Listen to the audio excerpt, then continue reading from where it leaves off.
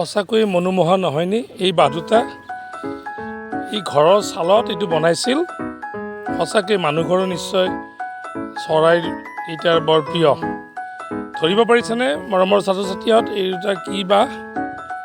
এই দুটা tailor bird, মানে চৰাইৰ ইঞ্জিনিয়াৰ বুলি কোৱা হয়। ইহঁতে নিজৰ কাৰণে খুব ধুনীয়া বাঁহ সাজিব পাৰে, কিন্তু চাগে অকণমান দিগদাৰী পালে বাঁহটো আধৰুৱাকৈ গুচি গ'ল।